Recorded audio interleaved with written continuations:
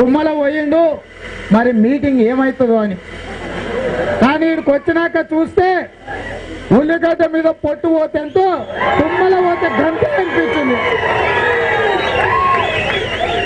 మా ఊర్లో ఉన్నప్పుడు అట్లా అనుకున్నా, కానీ మీ ఊరికి వచ్చిన తర్వాత ఉల్లిగడ్డ మీద పొట్టేంతో తుమ్మల గంతే అని చెప్పి మమ్మల్ని చూసినాక నాకు అర్థమైంది. ఇవాళ టీడీపీల నుంచి పోయి టీఆర్ఎస్ లో చేసిన నాయకులకు ఇన్నాళ్ళు నమస్కారం పెట్టింది ఎందుకంటే తెలుగుదేశం పార్టీలో చంద్రబాబు నాయుడు పక్కన కూర్చున్నందుకు. అది వాళ్ళ గొప్పతనం కాదు. చంద్రబాబు నాయుడు పక్కన కూర్చోబెట్టుకొని కుర్సిస్తే కాళ్ళ మీద కాలు వేసుకొని ఊపుకుంటూ కూర్చుంటే ఆయనకు చంద్రబాబు నాయుడు దయ ఉన్నది కాబట్టి మనం ఆయనకు దండం పెట్టాలని కార్యకర్తలు దండం పెట్టారు. ఇవాళ పార్టీ మారిండు. చంద్రబాబు నాయుడు పక్కలైతే కాలు మీద కాలు వేసుకొని కాలు ఊపుకుంటూ కూర్చున్నాడు. ఇవాళ కేసీఆర్ దగ్గరకు వస్తే కింద ఆయన కాళ్ళకాడ కూర్చోవలసిన పరిస్థితి వచ్చింది. అవునా? 32 సంవత్సరాలు ఒక సామాన్యుడైన తుమ్మల నాగేశ్వరరావు గారిని భుజాల మీద మోసుకొని జెండా నిలబెట్టి నాయకుని చేసి ఎమ్మెల్యేని చేసి మంత్రిని చేసి ఈ రాష్ట్రంలో ఒక గుర్తింపు తెస్తే మన కార్యకర్తల గుండెల మీద దాన్ని ఈ రోజు కేసీఆర్ పక్కన చేరిండు. ఇంతకంటే మోసకారి నయవంచకుడు ఎవరైనా ఉంటారా? ఒక్కసారి ఆలోచన చేయండి. ఈ రోజు మనల్నే ఇంత మోసం చేసిపోతే కేసీఆర్ అసలే జిత్తుల మారి నక్కమారి ఇట్లాంటి అసలు రంగు గుర్తుపట్టడా? 30 ఏళ్ళు అన్నం పెట్టినోనికే సున్నం పెట్టి వచ్చిన తుమ్మల నా వెనకాల ఎందుకుంటాడు, వీడు నన్నైనా రేపు మోసం చేస్తాడని చెప్పి కేసీఆర్ అనుకోడా? అనుకోబట్టే ఆ రోజు మంత్రి ఇస్తా అని చెప్పి ఈ కంత్రిగాళ్ళకు ఒక్కని కూడా మంత్రి ఇయ్యలే.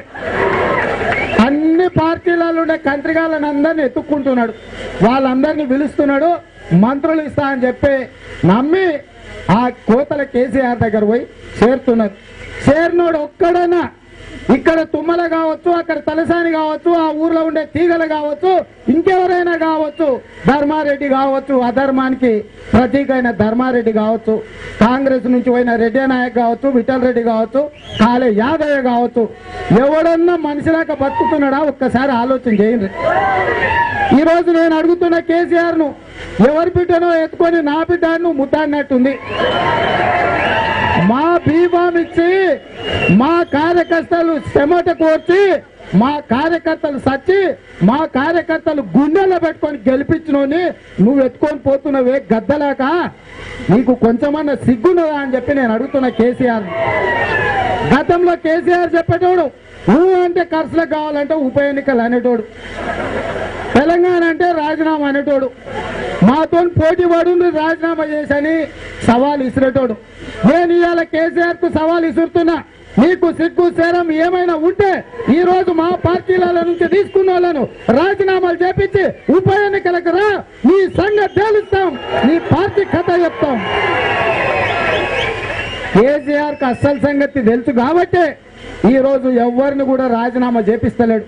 వాళ్ళ ముఖాల మీద ఊర్లలో ఓట్లు వేసిన వాళ్ళు ఉంచుతుంటే కూడా తూడ్చుకొని తిరుగుతున్నారు తప్ప ఎవడు కూడా రాజీనామా చేస్తలేడు. తెలంగాణ కావాలని మేము మీటింగ్ పెడితే తెలంగాణకు వ్యతిరేకంగా లేచిపోయేది.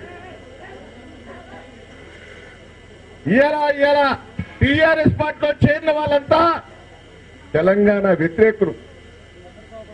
వీరయ్య గారికి ఎరికే మేము తెలంగాణ కావాలని ఎమ్మెల్యేల అందరం కూడా కూర్చుంటే మా మధ్య నుంచి మాకు తెలంగాణకు వ్యతిరేకంగా మాట్లాడిన తుమ్మల నాగేశ్వరరావు, శ్రీనివాస్ యాదవ్, తీగల కృష్ణారెడ్డి ఇలా టీఆర్ఎస్ పార్టీలో చేరటం టీఆర్ఎస్ పార్టీ వాళ్లకు సిగ్గున్నదా అని కూడా ఒకసారి అర్థం చేసుకోవాల్సిందిగా నేను విజ్ఞప్తి చేస్తున్నాను. తెలంగాణ ద్రోహులను, తెలంగాణ వ్యతిరేకులను టీఆర్ఎస్ పార్టీ తెలంగాణ రావాలని కోరుకున్న వాళ్ళైతే, ఏ తెలంగాణ కోసమైతే 1200 మంది విద్యార్థులు అమరవీరులయ్యారో ఇలా వాళ్ళ ఆత్మ ఏ రూపంగా ఈ తెలంగాణ ద్రోహుల కోసం శోభిస్తుందో ఒక్కసారి మనం ఆలోచించాలి. మీ వైఎస్ఆర్ పార్టీ కూడా కుమ్ముక్కైంది. సిపిఐ సిపిఎం వాళ్ళు ఇలా ఉద్యమం చేస్తున్నారు. ఏం ముఖం పెట్టుకొని చేస్తున్నారా? పెన్షన్లు రానంటున్నారు, రైతులు ఆత్మహత్యలు అంటున్నారు. కానీ మొన్న అసెంబ్లీలో మీ సిపిఎం పార్టీ కేసీఆర్ గారిని పొగుడుతూ ఉపన్యాసాలు చెప్పారే, అప్పుడు సిగ్గు లేదా అని కూడా ఈ సందర్భంగా నేను తెలియజేస్తున్నా.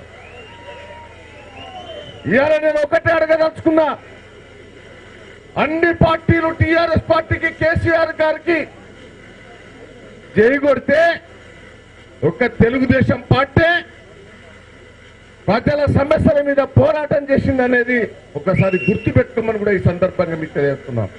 ఏ పార్టీ కూడా సమస్యల మీద మాట్లాడే దమ్ము ధైర్యం లేదు. తెలుగుదేశం పార్టీ మేము నిలదీశాం.